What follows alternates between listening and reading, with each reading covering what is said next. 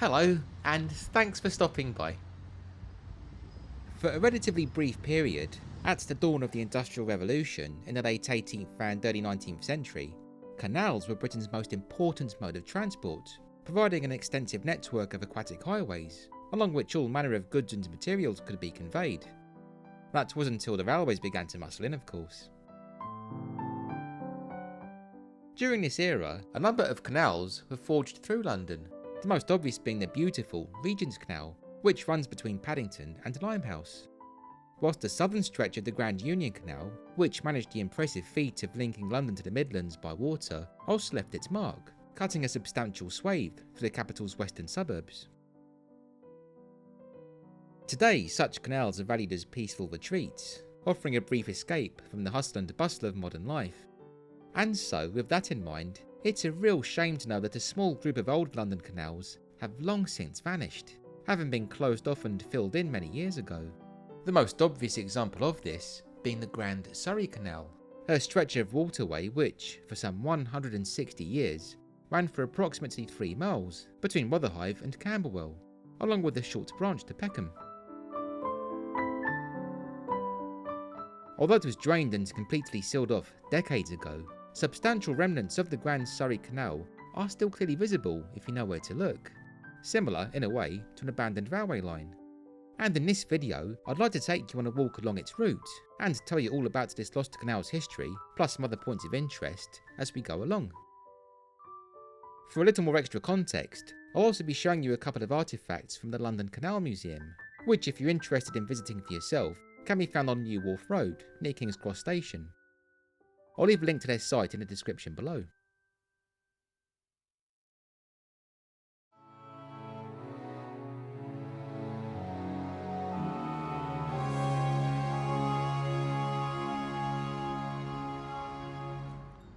We'll begin at Greenland Dock in Rotherhithe, which for many years marked the eastern end of the Grand Surrey Canal, and of course played an important role in handling the freight that passed along it. Greenland Dock is in fact the oldest of London's wet docks, having been laid out in the 1690s. Back then though, it wasn't called Greenland Dock. It was known as Howland Great Wet Dock, in honour of John Howland, a fellow who'd sailed to America aboard the Mayflower, a ship which Rotherhithe shares some close connections with, and who, despite initially being an indentured servant, rose to play an important role in the fledgling New World. Throughout the 1700s, Howland Dock accommodated whaling ships, and a number of blubber-boiling houses were built here. It was for this reason that the wharf was renamed Greenland Dock in 1793, in reference to that part of the world where the whalers roamed the seas. The association with whaling also lends its name to this large fuller's pub, the Moby Dick, which, being located on the northern edge of Greenland Dock, offers a lovely place to stop by for a drink, especially in weather like this. The Grand Surrey Canal itself opened in 1807, having been masterminded by Ralph Dodd, who'd first suggested building it in around 1801. The idea behind it was to, quote, promote and improve agriculture and extend the commerce and increase the manufactories of that part of the country through which it will pass. It was hoped that the part of the country in question would stretch for a considerable distance, although as we'll see later, this was a dream that would never fully come to fruition. For the first half of its life, the Surrey Canal wasn't connected to Greenland Dock. Instead, it skirted around to the western edge, initially entering the Thames itself, at a point close to where this old bascule bridge is now located, and then, as the docks expanded, within a large body of water known as the Grand Surrey Linear Dock. Between 1895 and 1904, Greenland Dock was greatly expanded, pretty much doubling it in size, and as such, it absorbed the mouth of the canal, which was located roughly here, where the Surrey Docks Fitness Centre is now based. The Grand Surrey Linear Dock, meanwhile, became part of the mighty Surrey Commercial Docks, a network which pretty much occupied all of Rotherhithe, with the body of water being divided into Russia Dock, Stave Dock, and Island Dock. None of those vast docks survive today. After being filled in the 1970s and 80s, they were transformed into a large green space called Russia Dock Woodland, amongst which you can still see one or two echoes of the area's former life.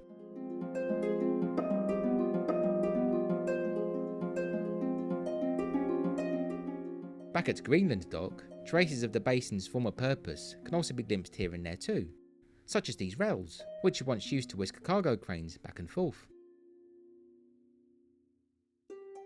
There's this little building too, which dates from 1902 and would have once been perched close to the canal's edge. As this plaque notes though, although it's referred to as a yard office, the building's exact purpose is now long forgotten. What do you think it was used for? By the time the Grand Surrey Canal was connected to Greenland Dock, the main commodity being handled here was timber, much of which was shipped in from Canada and the Baltic, and a good deal of which would have been sent out along the canal, which we too should now head out along.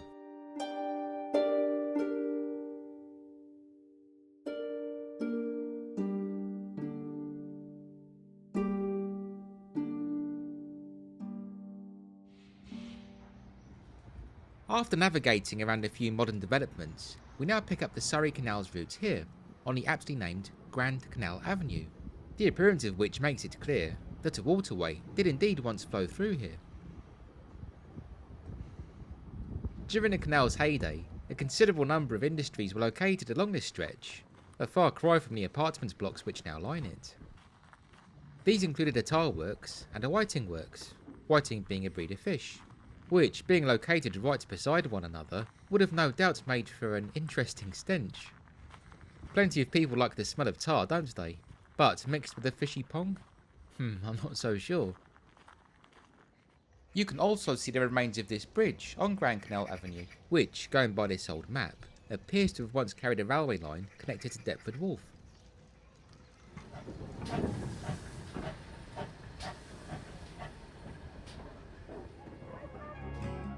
At the southern end of Grand Canal Avenue, we come to the Eddystone Tower. Presumably named after the famous and equally tall Cornish lighthouse, and completed in 1962, this tower block would have existed in tandem with the Surrey Canal for a number of years, although by that point the waterway, which had been progressively wound down from the 1940s onwards, had become a pretty grim sight, as this photo shows. This image was taken for the London Illustrated News in 1960, shortly after the canal had been dredged. As you can see, it was revealed that the murky water had been concealing an extensive rubbish tip. The canal languished in this grubby state until the following decade, when it was finally filled in.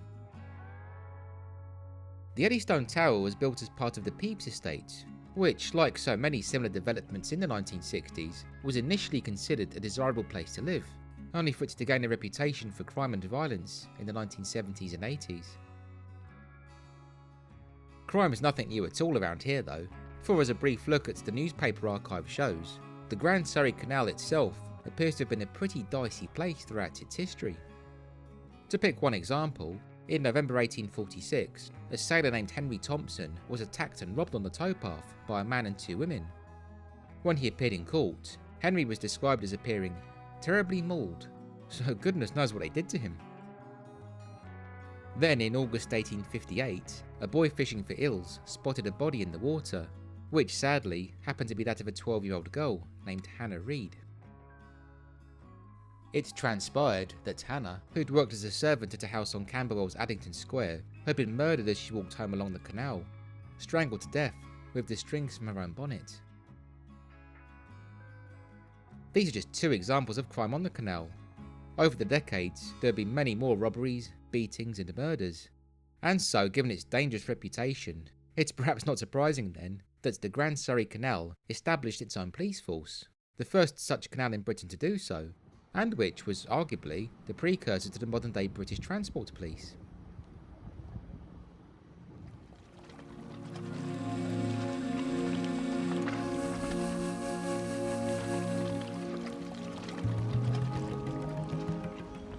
At the end of Grand Canal Avenue, we come to this bridge, which looks rather bland and modern, it being the last bridge built over the canal.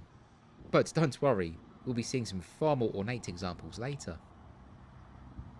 It was around this point, just south of Oxdale's Road, that the Surrey Canal made a sharp, almost 90-degree turn. It then passed beneath this bridge, Blackhorse Bridge, on Evelyn Street, where you can still see an old ghost sign for Bridge Wharf. The waterway then followed the path of this rather menacing looking track called Canal Approach, which is gated off and not accessible to the public. It would appear much of it is now used to store rubbish skips. As we're not able to use Canal Approach, we'll walk instead along Grinstead Road, which is close by and runs directly parallel to the route. This large park alongside Grinstead Road, by the way, is Deptford Park. Originally it was a market garden, famed for its celery, onions and asparagus, and no doubt benefited from the canal being nearby. The land was owned by the Evelyn family. That's where Evelyn Street, which we were on a moment ago, gets its name from. The Evelyns sold this land to the London County Council in the late 19th century, who then set about creating a park, which was opened in 1897.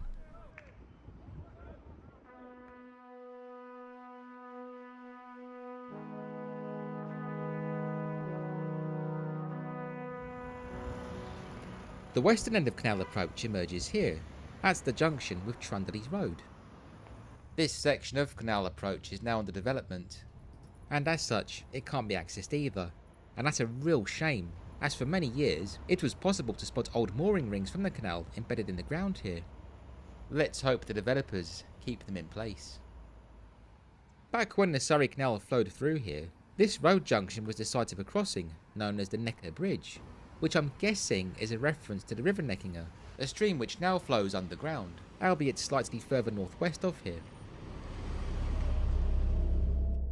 Neckinger is a term which derives from Devil's Neckerchief, which in turn is believed to have referred to a noose, as a gallows was once sighted at a place called Jacob's Island, close to present-day Shad Thames, where the Neckinger joins the Thames. Given that connection, it's rather appropriate then that the Necker Bridge had a rather fearsome reputation, for by the early 20th century, the bridge, which was then almost 100 years old, had grown so ramshackle it was considered far too dangerous for any sensible person to use. One report in 1905, for instance, described the bridge as a death trap, and there were concerns that its poor lighting and inadequate guardrails were particularly problematic during heavy fog. Indeed, in 1901, a mother and her young son stumbled here and drowned, and the Necker claimed a number of other lives too. Hard to believe, looking at the site now, isn't it? As such, after much arguing amongst councillors, the Necker was eventually rebuilt, although no trace of it at all survives today.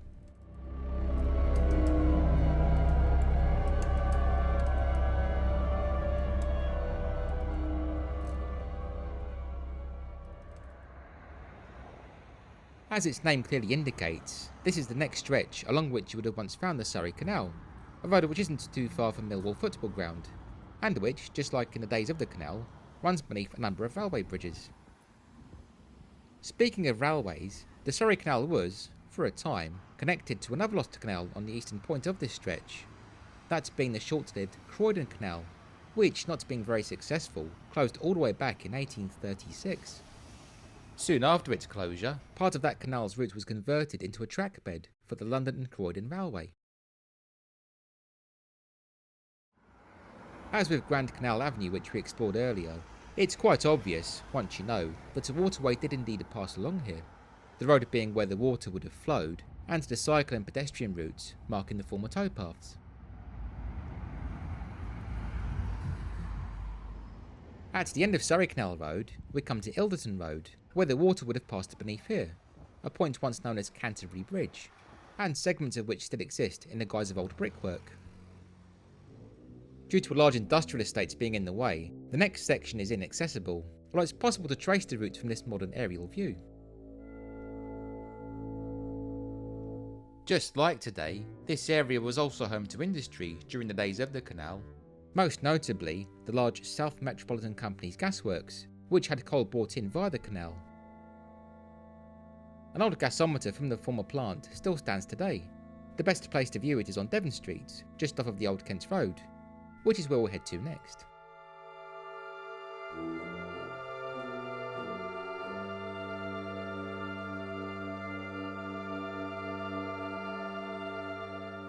After passing the old gasworks, the Surrey Canal arrived at the Old Kent Road, just south of the junction with St James's Road. For a few years in its earliest days, Old Kent Road marks the end of the Surrey Canal. It reached this point in 1807 and remains the terminal until the channel was extended to Camberwell in 1810. The main point of interest here today is the former North Peckham Civic Centre, which, built on a site once occupied by a cluster of canal warehouses, sadly looks rather unloved nowadays. When it first opened in 1966 though, this building was revolutionary, for it contained a library, theatre and public debating space all under one roof.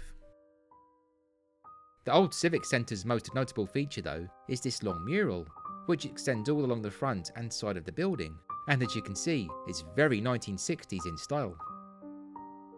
Created in a studio on Old Brompton Road by the Polish artist Adam Kosowski, who'd come to Britain in World War II as a refugee, this colourful artwork traces the history of the Old Kent Road from Roman times right up until the mid-20th century, and is packed with all manner of characters, my personal favourites being this rather cheeky looking horse, and this family of pearly royals.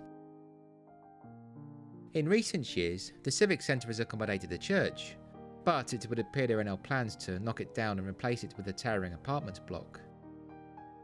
If the demolition goes ahead, let's hope this wonderful and very much overlooked mural is given the protection it deserves.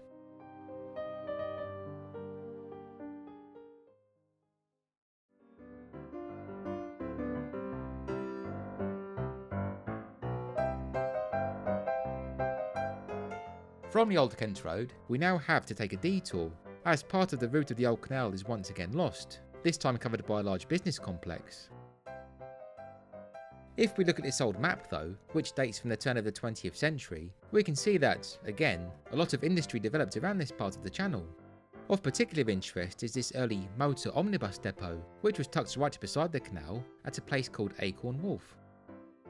There was a nice factory here too, long gone now of course, but if you'd like to get an idea of what a 19th century icehouse looked like, then the London Canal Museum happens to be built around a large ice well from that era.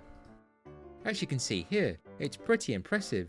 You certainly wouldn't want to fall into it, as it's a lot deeper than it looks. We return to the Surrey Canal's route on Glengall Road, at a point once known as Glengall Bridge. In years gone by, the part of road beside Glengall Bridge was home to the Edison Bell Works, where early recording cylinders, gramophones and records were manufactured. The factory also contained an early recording studio, and it was here, in June 1914, that the American boxer Jack Johnson, the world's first black heavyweight champion, came to record a talk, in which he spoke about his training regime, along with tips on how to stay healthy. In other words, it was a very, very early incarnation of what we today would probably class as a podcast.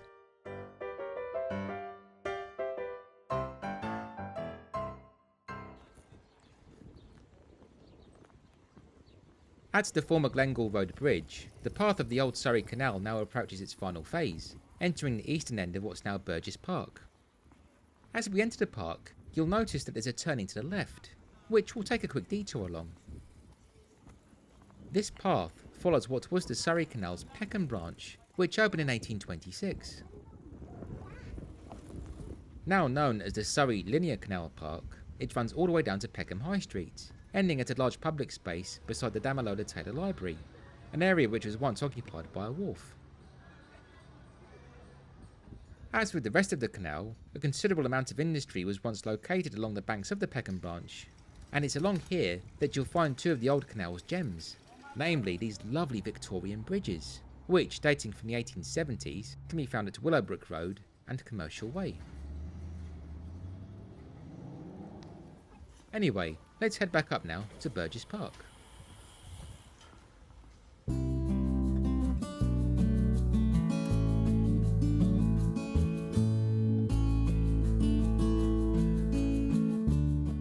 In London terms, Burgess Park is a relatively recent green space, having been laid out between the 1950s and 1980s. The route of the old canal is clearly marked through the park by this long footpath. Burgess Park gained its name in 1973, Burgess being in honour of Jessie Burgess, who in 1945 was appointed Camberwell's first female mayor. An alternative name suggested at the time was St George's Park, in reference to an old church, which we'll take a quick look at soon. Burgess Park is a fair size, and prior to its creation, many homes and businesses occupied this area, many of which were heavily bombed during the war. This included a collection of streets which are now long lost, such as Calmington Road, Goldie Street, and Herring Street. The banks of the Surrey Canal through this area were also packed with a varied collection of workshops and warehouses, including a printing works, a mineral water works, another ice house, and a timber yard.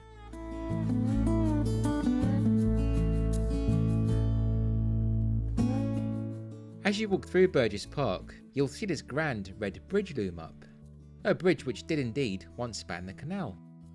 It was built in 1903 to connect St George's Road and Neat Street, although nowadays it looks somewhat marooned, hence its nickname, the Bridge to Nowhere. Just over halfway through Burgess Park, the canal passed below Wells Way, at a point once known as St George's Bridge, which is now marked by this underpass. It was close to this junction in 1960 that the photograph we saw earlier, showing the canal in its dredged, rubbish-strewn state, was taken. Either side of the canal on Wells Way are two buildings which really are worth a look. The first, on the northern side of the path, is the former Passmore Edwards Library, Bath and Wash House. Opened in 1902, this grand building, as the name suggests, offered a complex where residents could come to both read a book and take a bath, which sounds like a pretty good combination to me. Since the early 1980s, the former library and bathhouse have been home to Lynn Athletic Boxing Club, which, having been established back in 1892, is Britain's oldest continuing amateur boxing club. Just around the corner, on the southern side of the Passmore Edwards Library, is this stunning mural depicting a Camberwell beauty butterfly, a species so called as they were first recorded on the Camberwell end of Cold Harbour Lane by Moses Harris in 1748. Little Camberwell beauties can also be spotted back at the North Peckham Civic Centre mural, which we looked at earlier. Originally, this mural, which is crafted from Royal Dalton tiles, was located above the Samuel Jones & Co stationery factory on Peckham Grove, who selected the butterfly as their mascot, primarily because it allowed the company to show off their colour printing expertise. The factory was a major employer in the area, but it closed years ago. Fortunately, when the building was demolished in 1982, this mural was saved and relocated to this site. On the opposite side of the path is the old St George's Church, which was built in 1824, 14 years after the canal first arrived here. In front of the church is this small, sombre statue of Christ, which forms a World War I memorial. It was created by the Danish artist Arild Rosenkrantz, who specialised more in working with stained glass. He barely made any sculptures, which means this is a very rare piece. So you can imagine the alarm then, in 1991, when the statue was stolen. Fortunately, it was recovered a few weeks later after being found in a Brixton scrapyard. On the northern wall of St George's, opposite where the Surrey Canal used to flow, there's a rather mysterious notice. Clearly very old indeed, it would appear that whoever wrote this was offering a reward for, well, something or other, although details of what one had to do to claim it have long faded away. What do you think though? Can you decipher this notice? If so, please let me know in the comments. Back in Burgess Park, our final building is this kiln, which was once used to create quicklime, a product that, as well as being used in construction and agriculture, was also used to illuminate Victorian theatres, hence the phrase, "in the limelight." This kiln dates from 1816, and along with its adjoining works, was purposely built alongside the canal, as the waterway offered a handy way to bring in the coal and limestone required to fire it. Then, once the quicklime had been produced, that too could be loaded onto barges for distribution. The kiln remained in use well into the 20th century, and is now a listed building. Finally, we arrive at this set of tennis courts, which mark the western end of Burgess Park, and the point where the Grand Surrey Canal also came to an end, terminating at a wharf, which is why this short little road is called Depot Street. When first envisioned at the start of the 19th century, it was hoped the Surrey Canal would run a lot further, going from here on to Brixton, and then all the way down to Epsom, Leatherhead and Dorking. It was even suggested it could branch out to Portsmouth and Southampton. This grand vision never happened, of course, and Camberwell forever remained the terminal. I wonder how many people passing along here today realise that they're treading a path once connected to the River Thames.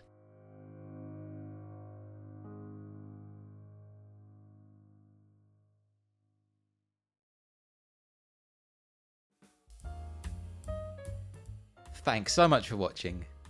I hope you enjoyed this exploration of the former Grand Surrey Canal, and as always would love to hear your own thoughts. Is this a walk you've undertaken yourself? And if the canal still existed, how popular do you think it would prove today? Please be sure to let me know what you think in the comments. Thank you so much to all of you who support my channel with your kind words, likes and shares. I couldn't do this without you. If you haven't yet subscribed to Rob's London, then I'd appreciate it very much if you could please consider doing so, as this, along with clicking the bell icon to receive notifications, will ensure that you don't miss out whenever I publish a new video. Plus of course it would be wonderful to have you along. If you're feeling extra generous, you can also support my work with a tip via either my Ko-fi account, which I'll link below, or the YouTube thanks button, which appears as a heart icon beneath the video. Any such financial donations are of course greatly appreciated, and they really do help go towards creating content. Anyway, on that note, thanks again for watching friends. Stay well and please be sure to stay tuned.